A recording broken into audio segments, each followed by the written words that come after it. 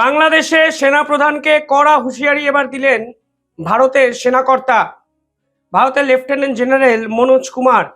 তিনি পরিষ্কার সেনাপ্রধানকে উদ্দেশ্য করে কিছু হুঁশিয়ারি দিয়েছেন। কিছুদিন আগে বাংলাদেশের সাম্প্রতিক সময়ে ঘটে যাওয়া ঘটনা নিয়ে বাংলাদেশের সেনাপ্রধানের সঙ্গে ভারতবর্ষের সেনাপ্রধানের কিন্তু ফোনে কথা হয়। বাংলাদেশের সেনাপ্রধান নাকি ভারতের সেনাপ্রধানকে আশ্বস্ত করেছিলেন যে ভারতের যে হাই কমিশন অফিস আছে বাংলাদেশে এবং যেভাবে হিন্দুদের উপর অত্যাচার বাংলাদেশে হচ্ছে সেই পুরো বিষয়ে সেনাবাহিনী কড়া পদক্ষেপ নেবে এবং ভারতের যে অ্যাসেট বাংলাদেশে আছে তার কোনো ক্ষতি হবে না। কিন্তু এরপরেও আমরা লাগাতার দেখেছি বাংলাদেশের এই ধর্মীয় উস্কানিমূলক কথাবার্তা কমেনি, উল্টে বাংলা বাংলাদেশের হিন্দু নির্যাতন এবং হিন্দু হত্যার ঘটনা কিন্তু প্রকাশ্যে এসছে এবং ক্রমাগত ভারত বিরোধী কথাবার্তা বাংলাদেশের মাটি থেকে এসছে। এবং সব থেকে ইম্পর্টেন্ট যে বিষয় তা হলো ওসমান হাদির মৃত্যুকে কেন্দ্র করে ভারত এবং বাংলাদেশের সম্পর্ক আরও অবনতিতে কিন্তু পৌঁছেছে। বাংলাদেশের পুলিশ পরিষ্কার বলেছে মেঘালয় থেকে দুই ব্যক্তিকে গ্রেফতার করা হয়েছে যারা ওসমান হাদির মৃত্যুতে জড়িত। মেঘালয় পুলিশ এবং বিএসএফ পাল্টা বলেছে যে এই ধরনের কোনো কথা মেঘালয় পুলিশ জানেই না এবং বিএসএফ এই পুরো ঘটনা সম্পর্কে কোনো তথ্য বা কোনো কিছু তাদের কাছে কোনো ইনফরমেশনই নেই। ফলে একটা জিনিস বোঝা যাচ্ছে যে বাংলাদেশ ক্রমাগত ভারতের বিপক্ষে আন্তর্জাতিক স্তরে ন্যারেটিভ তৈরি করার চেষ্টা করছে। আর এর মধ্যেই বাংলাদেশে গিয়ে পৌঁছেছেন ভারতবর্ষের বিদেশমন্ত্রী ডক্টর জয়শঙ্কর। ইম্পর্টেন্ট বিষয় হলো ডক্টর জয়শঙ্কর তারেক রহমানের হাতে একটি মুখ বন্ধ খাম তুলে দিয়েছেন। সেই খামে ভারতের বার্তা আছে, এটা স্পষ্ট। এবং ভারত বিএনপির প্রতি যে সফট কর্নার দেখাচ্ছে এবং মোহাম্মদ ইউনেস তার সেনাবাহিনী তার জামাতপন্থী ছাত্র নেতাদের উদ্দেশ্যে ভারত যে কড়া অবস্থানে অনড় সে কথা কিন্তু পরিষ্কার বোঝা যাচ্ছে। দেখুন, আওয়ামী লীগকে নিষিদ্ধ করার পরেও বাংলাদেশের 35 থেকে 40% ভোটার কিন্তু আওয়ামী লীগের। ফলে এই আওয়ামী লীগের ভোটার কিন্তু আওয়ামী লীগকে ব্যান করার পর কোথায় ভোট দেবে সেটা কিন্তু এবারের নির্বাচনে অত্যন্ত গুরুত্বপূর্ণ এবং ডিসাইডিং ফ্যাক্টর হবে। আমি যদি ধরেও নিই 5% মানুষ জামাতিদের ভোট দেবেন, বাকি 30% ভোট কিন্তু বাংলাদেশে সরকার গঠনের জন্য ইম্পর্টেন্ট হয়ে যাচ্ছে। এবং ভারত প্রকাশ্যে তারেক রহমান এবং বিএনপির প্রতি সফট কর্নার রেখে ভারতের ভার্সানটা কিন্তু বুঝিয়ে দিয়েছেন।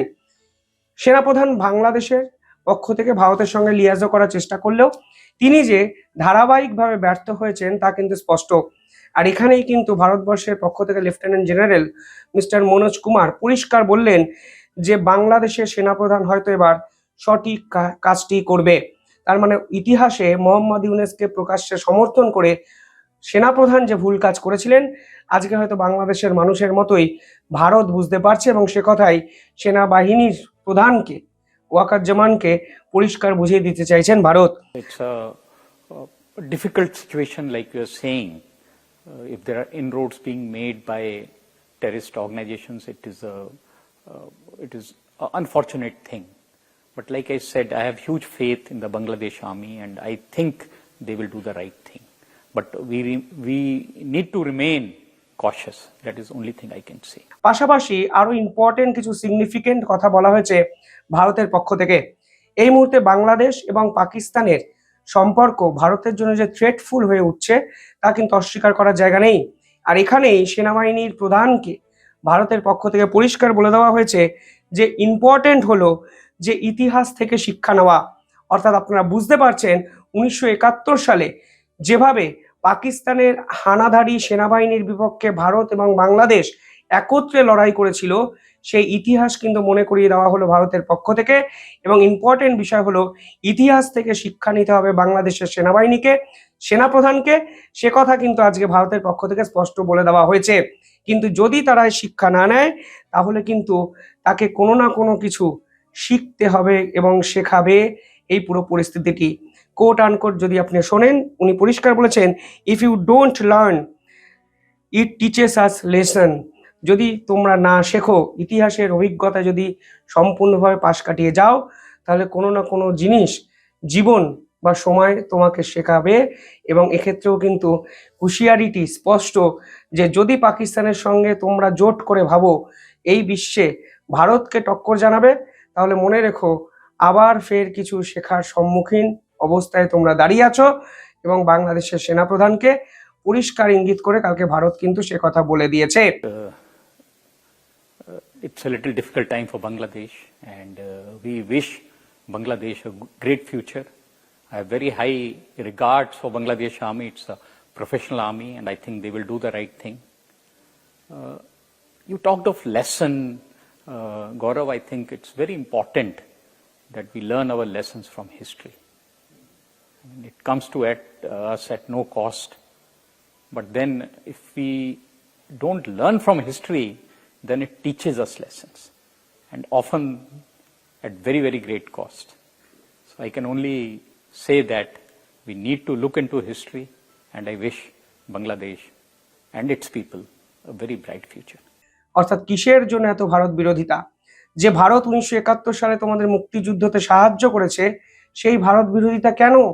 ভারত তো তোমাদের পিছনে কোনো মানে কাঠি করেনি, কোট আনকোট কাঠি শব্দটি আমি এজন্যই বললাম কারণ এটা বাংলাদেশের ভার্সান যে ভারত নাকি সবসময় বাংলাদেশকে পোক করে। কিন্তু আজকের দিনে দাঁড়িয়ে দেখুন বাংলাদেশ ক্রমাগত ভারতের বিপক্ষে একাধিক স্টেটমেন্ট দিয়েছে, একাধিক কথা বলেছে এবং দিনের পর দিন ভারতকে টুকরো করে দেওয়ার হুঁশিয়ারি দিচ্ছে, যা আজকে কড়া ভাষায় ভারতের পক্ষ থেকে কিন্তু উড়িয়ে দেওয়া হলো। পাশাপাশি উনি পরিষ্কার বলেছেন শিক্ষা নেওয়া ভালো, কিন্তু মাঝে মধ্যে অফেন গ্রেট লস, বা এই সময় তিনি বলছেন যে এমন কিছু হয়ে যাবে যা যে ক্ষতি তোমাদের হবে সেই ক্ষতি পূরণ করার ক্ষমতা কিন্তু তোমাদের থাকবে না। তিনি বলেছেন we need to be cautious, আমাদেরও সতর্ক থাকতে হবে, কিন্তু বাংলাদেশকেও বুঝতে হবে অতীতের অভিজ্ঞতা থেকে তারা শিক্ষা লাভ করবে কি করবে না। পরিষ্কার হুঁশিয়ারি ওয়াকারুজ্জামানকে। পাশাপাশি কালকে ভারতের পক্ষ থেকে আরো দুটো বিস্ফোরক কর্মকাণ্ড ঘটিয়ে দেওয়া হয়েছে একদম বাংলাদেশ সীমান্তে উড়িষ্যা উপকূলে। প্রথমটি হয়েছে 31 ডিসেম্বর অর্থাৎ কালকে সকাল 10:30টার সময়। সেখানে বাংলাদেশের সীমান্তে ভারত প্রলয় মিসাইল টেস্ট করে ফেলেছে। একটি লঞ্চার দিয়ে একত্রে দুটি প্রলয় মিসাইল টেস্ট করা হয়েছে ভারতের পক্ষ থেকে, এবং প্রলয় মিসাইলের যে ক্যাপাবিলিটি তা কিন্তু বাংলাদেশকে উড়িয়ে দেওয়ার জন্য যথেষ্ট। এটি একটি ব্যালিস্টিক মিসাইল এবং আপনারা বুঝতে পারছেন এই শর্ট রেঞ্জ ব্যালিস্টিক মিসাইলগুলো এক্স্যাক্টলি কেন টেস্ট করা হচ্ছে, কারণ ভারতের শত্রু এই মুহূর্তে ভারতের সীমান্তেই আছে, শর্ট রেঞ্জে আছে। ফলে ব্যালিস্টিক মিসাইল টেস্ট করে বাংলাদেশ সেনাবাহিনী বাংলাদেশকে যে কড়া হুঁশিয়ারি ভারতের পক্ষ থেকে কালকে ভারতের সেনারা দিলেন তা কিন্তু পরিষ্কার। ঠিক এর একদিন আগে ভারত কিন্তু ঠিক একই জায়গায় Pinaka long range guided missile test করেছিল, 120 কিলোমিটার রেঞ্জের এই মিসাইল। ফলে একই দিনে পিনাকা মিসাইল এবং ঠিক তার পরের দিন দুটি একসঙ্গে প্রলয় মিসাইল টেস্ট, বাংলাদেশের কাছে কড়া হুঁশিয়ারি, কড়া বার্তা। এবং পরিস্থিতি দেখুন আজকে যে অবস্থায় বাংলাদেশ গেছে তার নেপথ্যে যে সেনাপ্রধানই দায়ী তাও কিন্তু ভারত এই ধরনের কথাবার্তা বলে আন্তর্জাতিক স্তরে এস্টাবলিশ করে দিল। কারণ বাংলাদেশের আইন প্রশাসনের দায়িত্বে সেনাবাহিনী বারংবার ফেল করেছে। সে বঙ্গবন্ধুর বাড়ি পুড়িয়ে দেওয়া হোক, প্রথম আলোর অফিস ভেঙে দেওয়া হোক, কিংবা ডেইলি স্টারের অফিস ভেঙে দেওয়া হোক, হিন্দুদের উপর অত্যাচার হোক, চাকমা সম্প্রদায়ের উপর অত্যাচার হোক, বস্ত্র কারখানায় জড়িত কর্মচারীদের উপর অত্যাচার হোক, সর্বক্ষেত্রে সেনাপ্রধান যে তার প্রতিশ্রুতি পালনে ব্যর্থ হয়েছেন। এবং এক্ষেত্রেও ভারতের সেনাপ্রধানকে অঙ্গীকারবদ্ধ হওয়ার পরও, প্রতিশ্রুতি দেওয়ার পরও তিনি যা ডাহা ফেল করলেন, তার পাল্টা ভারত অ্যাকশনে যেতে পারে যে কোনো মুহূর্তে। আজকে ভারত কিন্তু স্পষ্ট জানিয়ে দিল এবং একটি ইন্টারভিউতে।